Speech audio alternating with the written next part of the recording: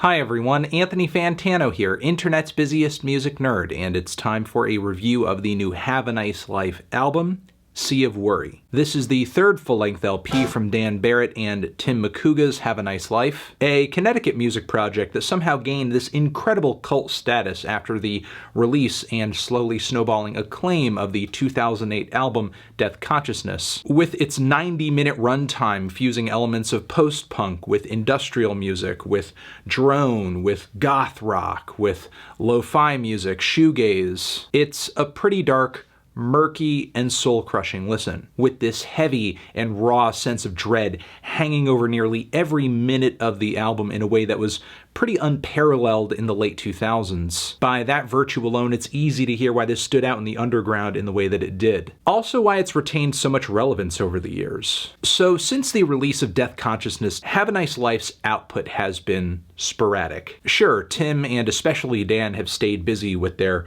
own lives and side projects. But the only other Have a Nice Life album we have to speak of is the very good follow-up in 2014, The Unnatural World. And now, Sea of Worry, which just dropped this month. So given how rare Have a Nice Life albums are and how good the first two records were, I went into the third LP with pretty high expectations, even if I wasn't all that crazy about the teaser tracks. Because with Have a Nice Life, there's a high probability that on first or even second listen, you're gonna miss things because of the typically lo-fi recording, experimental mixing, layers of atmosphere and noise. But with more and more listens through the 7 tracks presented here, sadly I found no such magic or even inner workings or details that really turned this record around for me. And in my opinion, Sea of Worry is by a mile the most stale and unimaginative project Have a Nice Life has given us yet. If there are two things that have really defined the appeal of the first two Have a Nice Life records so far, they are some pretty evocative sound play and also a seamless blend of dark experimental music genres that are just pulled together in such a way where it's hard to tell where one influence starts and another begins. And it feels like neither of these things show up on Sea of Worry, as this record is just so painfully obvious, which is made pretty clear by the opening track, the title track of the record, Sea of Worry. What is this track? It's a generic surf rock beat topped with some spooky wailing guitars, very washed out and distant lead vocals that have kind of a snotty punkish tone and delivery to them. It sounds like the breakout single from a gimmicky goth rock band that dresses like the Beach Boys while they have skeleton masks on or something. I don't know. The songwriting is pretty formulaic. The sound play is not all that exciting. It's way more surface level than anything I would expect from a Have a Nice Life record. And I can't say the lengthier Dracula Bells is that much better. Sure, by comparison, it's a more noisy, abrasive, and experimental track that works in numerous parts, but very little of these parts land, especially in the first section, which features a horrendous drum beat. It's a kick, snare with a rickety-ass hi-hat on every single quarter note. The number of drum sets I have ever been behind in my life, I can probably count on 2 hands, and I can play this beat. And I don't mean that it's a super simple, cute, little groovy beat that you might get out of a Meg White performance or a Mo Tucker performance.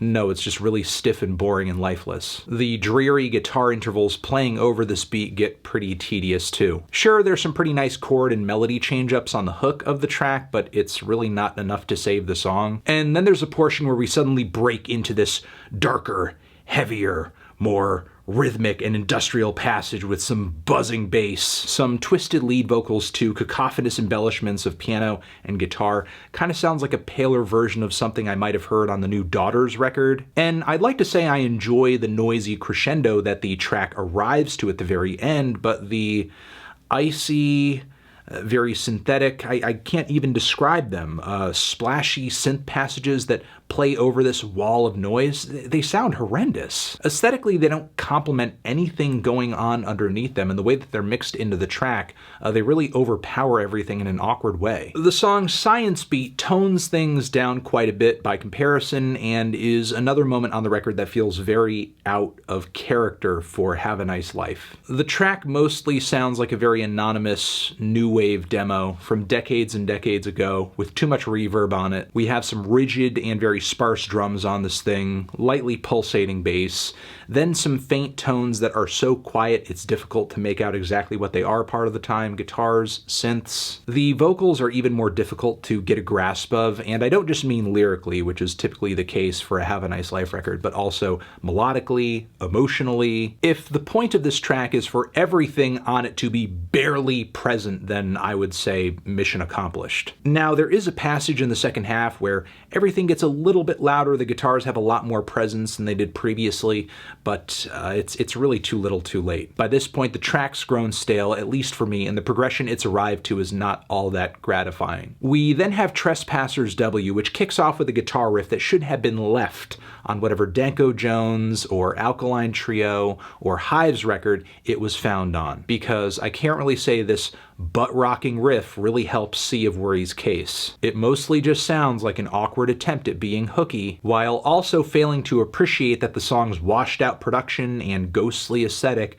doesn't really do all that much for these forceful lead vocals and fist-pumping riffs. The song Everything We Forget is genuinely one of the few moments here that really feels like a Have a Nice Life track that could have fit on the two previous records, feels like it's in their wheelhouse. It's a layered and strange ambient piece that feels pretty massive. There's so much going on and there's so much sound bleed happening, it's difficult to make out every detail, but it's like I'm hearing all of these cycling synthetics set against ghostly chorus vocals and maybe some strings. Either way, it's equal parts gorgeous and unsettling, even if at a 4-minute runtime, the whole thing is a bit breezy. Sadly, the record doesn't really pick up from here. Next, we get a very sloppy, lo-fi piece of post-punk. The instrumentation never really seems to coalesce into anything all that gripping. It mostly just ends up being a noisy mess. As the mix of the track just gets more and more distorted, it's like a self-serious bass boost meme. Is it super abrasive? Yes. But is it dynamic or texturally interesting?